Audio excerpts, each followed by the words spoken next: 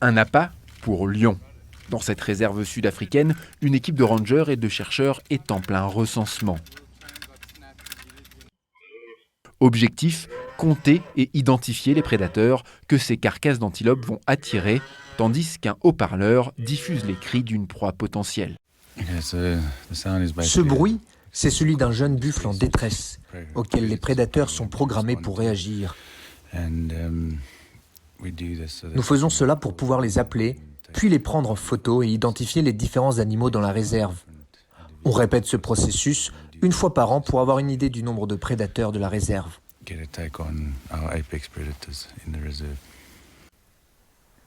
Une méthode simple pour se faire une idée de la population de félins. On s'y prend comme ça pour compter les prédateurs, parce qu'il est difficile de les compter depuis les airs quand on fait le recensement par hélicoptère. Ils se cachent sous les arbres et c'est difficile. Chaque nuit pendant un mois, l'équipe se déplace pour couvrir les 550 km² de la réserve. L'année précédente, la méthode a permis d'identifier 156 lions. En Afrique du Sud, les lions se portent bien, alors que sur le reste du continent, leur nombre baisse chaque année. Il a diminué de 43% au niveau mondial en 2020. La recette du succès ici, l'habitat des prédateurs. Il y a 20 ans, tout ceci n'était que terres agricoles, mais lorsque les fermes environnantes se sont regroupées en réserves, elles ont détruit barrières et grillages. Plusieurs réserves voisines sont ainsi connectées et c'est aujourd'hui une zone ouverte de 250 000 km², comprenant plusieurs parcs, dont le célèbre Kruger. Dans le reste de l'Afrique, la perte d'habitat est la plus grande menace pour les lions. Et ici, ils prospèrent parce qu'il y a une zone suffisamment grande et bien gérée.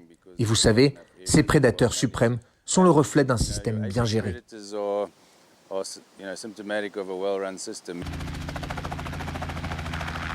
Le recensement ne fait pas oublier le plus grand risque pour la faune du parc, le braconnage. Entre deux nuits de comptage, une girafe doit être soignée après s'être pris une patte dans un piège. Évidemment, nous sommes tous confrontés à la crise du braconnage de rhinocéros. Et c'est pour ça qu'on a dépensé le plus d'argent en termes de protection. Et par ricochet, on protège toutes les espèces de cet écosystème. Pour cette lionne et son clan, il fait donc bon vivre ici, mieux que sur le reste du continent. Et à part une rencontre fortuite avec un hippopotame grincheux, il y a peu à craindre pour ces reines de la jungle.